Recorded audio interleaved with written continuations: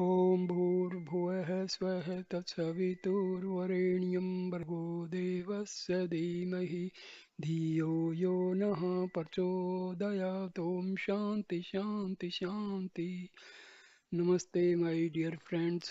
Today I am going to give you a very important video about the story of the Vivekananda Rock Memorial at Kanyakumari in Tamil Nadu. I shall explain to you the motive behind the whole project. Vivekananda Kendra is to be called VK. To begin the story, we will have to go back to 1962. Swami Vivekananda was born in January 1863. The entire period from the 100th to the 101st birthday of Swamiji as proposed to be celebrated as the centenary year. The Ramakrishna Mission planned it on an all India scale. During the whole year, there were discourses and speeches about the life teachings of Swami Vivekananda. Till then, Swamiji works were published in English and Hindi. Now the publications were taken up in all languages because the government gave a very good subsidy. Beginnings in January 1962, the people of Kanyakumari thought that as Swamiji's birth centenary was being celebrated, it would be in the fitness of things if they put up some memorial on the rock where he meditated and discovered the mission of his life. It occurred naturally to everybody there must be access to the place, especially as it was known as Sri Pada Prai, where goddess Kanyakumari meditated, did her sadhana to obtain the hand of Lord Shiva so that they also could go and sit as the sacred spot. Some people in Kanyakumari came together. Sri Velayudhan Pillai, president of Handeva Sivasang, took the lead and with others thought of forming a committee for the purpose. They thought, let us have a memorial and also put a pedestrian bridge so that people can commute across. At the time, they could not define what type of memorial should be made. Almost simultaneously, there was a public meeting at Madras with a lead by the Ramakrishna Mission. They thought on the same lines. Some divergent forces. When these two groups got together, news spread that some memorial on the Vivekananda rock was being contemplated. A section of the Catholics at Kanyakumari did not take kindly to the contemplated scheme and thought something should be done to thwart it. You may be knowing that Kanyakumari has a sizable population of Christian fishermen. They were Hindus earlier, 400 years ago, but they claim that Saint Xavier converted their ancestors when he went there. In this situation, a section of the Catholics put up on the rock a big cross which was visible from the shore. It has its natural repercussions. The people immediately convened protest meetings and sent telegram to the collector, chief minister, president and prime minister that this rock where the Sri Padam is imprinted is a place of worship for Hindus and putting up a cross was a trespass. At the time, the Kanyakumari temple Devaswam, Devaswam claimed that the rock was its property because of the Sri Padam impressed on it. Perhaps long ago the rock was a part of the mainland. If goddess Kanyakumari did her sadhana on the rock, there must have been a connection between the temple and the rock. On the basis of this legend, the Devasam stocked its claim. The first thing that Kanyakumari District Committee referred to about it was to apply on 19th August 1962 to the Devaswam Board for permission to put up a memorial on the rock and to have a pedestrian bridge joining the mainland to the rock. It also sought permission to put up a memorial on the rock and to have a pedestrian bridge joining the mainland to the rock. It also sought permission to start a free boat service till a bridge was constructed.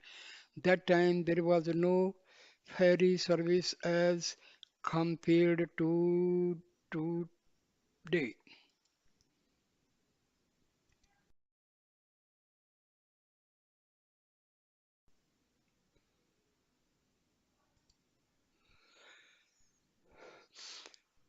The board felt that people might like to go to the rock to see the place where Swamiji meditated, where Kanyakumari did her meditation and sadhana. So the board immediately permitted the committee to run a free service, put up a memorial, and also to have a bridge and everything else provided. On completion, these were handed over to them. The committee also agreed to do so. Taking advantage of the permission, the committee wanted first to start a ferry service, but from where was it to get the boatman? The people in the surrounding areas were all Christians and they would never cooperate. So the committee members went to Kerala to Calicut and persuaded 10 to 15 and 20 people on the premise that they would not only have to run the boats but fight with the locals too. The people were now able to go daily to rock except when the sea was rough. People's emotions were stirred when they saw the cross of recent origin. Meanwhile, the Madras government ordered a judicial probe and declared that the cross be removed. It also declared in unequivocal terms that this was Vivekananda Rock. The Revenue Department was ordered to remove the cross. A section of the Christians in Kerala raised a chorus that a cross was there for the last 400 years and it was removed by some Hindus. Here, I must tell you one significant fact. Kanyakumari district was a part of Travancore state because it has a predominance of Tamil speaking people. Following the state reorganization on linguistic basis, it became part of Tamil Nadu. One fine morning, people noticed there was no cross on the rock. Now Hindus and Christians assembled there. They were virtually arrayed against each other as if in a battle formation. The police reached there, promulgated Section 144, declared that the rock was a prohibited area and posted on armed guard on the rock. Eager to avoid a confrontation, the state government asked the Devaswam board to write to the committee that though it had taken permission from the board, it must get concurrence of the state government also. The committee sought the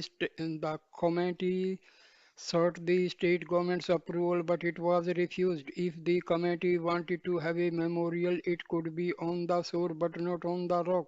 3 or 4 months elapsed in this process, and January 1963, the 100th birthday of Swamiji was approaching. People were eager that something must be done by January 1963.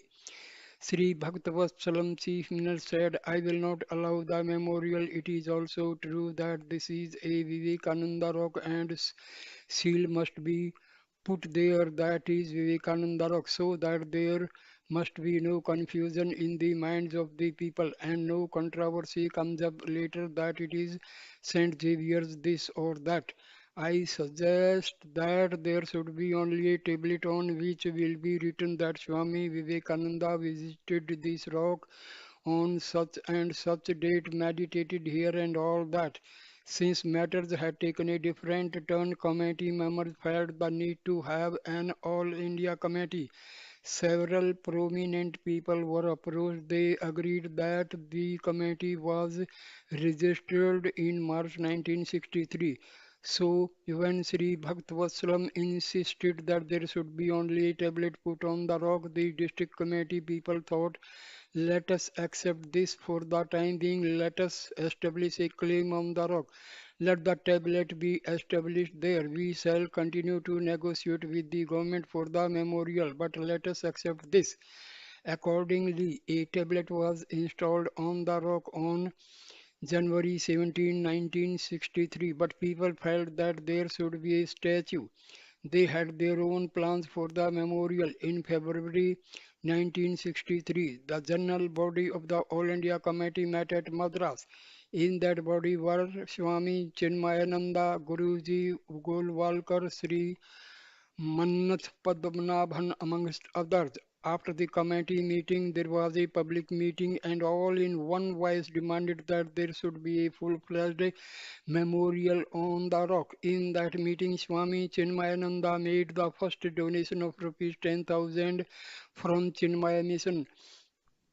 By and by, a number of important persons came to be closely connected with our work. In the meantime, a wreak vengeance on us for the removal of the cross from the rock. Some of the Catholics on May 16, 1963 demolished the tablet and threw it on the sea. How Eknath ji came into the picture. It was in August 1963 that I came into the picture. I was General Secretary of the RSS, and in that capacity was going round the country, and that time I had gone to Kanna Kanyakumari too. In 1962, I laid down my office as General Secretary of the RSS. Since my appointment was a stopgap arrangement, there were celebrations all over the country on account of Swamiji's birth centenary. Some people thought that there should be a small book on Swamiji. Since I was free at that time, people also thought that I should take up the work. I also liked the idea. Went at Calcutta and compiled a book to be released on Swamiji's 100th birthday in January 1963. I presented the book to Sri Madhavananda Maharaj, the president of the Ramakrishna Mission. Madhavananda Maharaj, the president of the Ramakrishna Mission. The book was titled as Rousing Call to Hindu Nation. The book was quite popular and was translated in almost all the languages. So when this whole thing became hot and committee, people knew that the Madras government would not budge an inch and would not allow a memorial on the rock. They were ineffective as to what to do. They thought of an agitation, but the atmosphere was not congenial for a memorial at Kanyakumari for a Swami Vivekananda from Bengal. So the committee were ineffective. At the time I was in Nagpur. After our meeting in July, I was going to leave Nagpur for a tour. At the time, some important people of the committee approached Guruji Golwalkar and said, now that Sri Rana Day is free, why not ask him to help? He was some effective contacts in Delhi and Calcutta. He has contacts. Let him meet the persons who matter in Delhi and let them influence Sri Bhaktavasalam, let them influence Sri Kamraj to give us permission for putting up the memorial on the rock.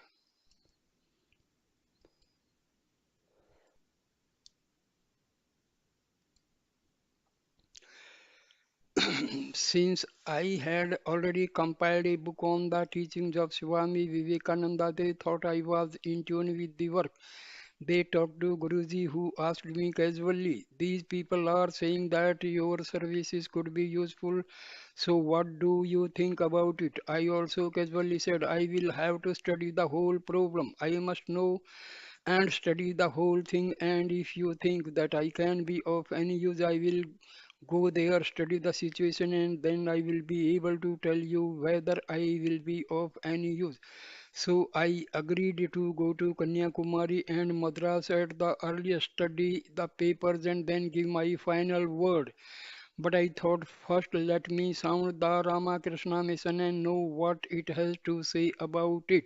So I went to Calcutta, met the respected Madhvananda Maharaj on July 22nd, 1963. When I was in Calcutta from 1952 1953, I was a regular visitor to Balur Mutt and used to meet Swamis there every fortnight. I told him that some people propose to do something about the Vivekananda Rock Memorial, but first of all, the President Maharaj should tell me whether he was interested in this. Swami said something very significant. As a matter of fact, the mission should have taken up this work, but we know the mind of the central government. We know the mind of the Tamil Nadu government, and we know how they react in such situation. Now that some Christians have put up an opposition, the Tamil Nadu government will never agree, and so will the central government. So, what is the use? If we sannyasin put a word, we know what is going to be the fate. We, an organization of the sannyasins, cannot agitate and cannot mobilize public opinion. Thus, we cannot come into the picture. But if a person like you is prepared to take up the work and if the whole committee is behind you, I assure you that though the Ramakrishna Mission will not be in any way officially connected with you, you can be rest assured the entire mission will be at your back at that time. So finally, there were some good people in the central government who were favorable to the idea of a rock material in Kanyakumari. But equally, there were people who were opposing this idea. And our great Nehruji was never in favor of any monument to be erected for Hindus. He was a Hindu for just namesake, but in reality, he was God knows what he was. He was always favoring the minorities, and Hindus were nothing for him because his main aim was to install Indira Gandhi and further Nehru and Gandhi generations to be Prime Minister of India and all. So finally, due to interference of some divine forces, this memorial came into being and now it is very much there. It is very holy place. I have visited this place around 2000 somewhere not 2000 around in 1992 or 91, and really there is a place at the bottom of the rock for meditation. What a wonderful experience it was. So every Hindu must go there and donate some money to the mission there. So it is a very good thing. Thank you for watching this video, my dear friends. Thank you so much. Thank you. Please share, comment, and like the video. And please subscribe my channel so that I will be able to give you very important and best videos. Thank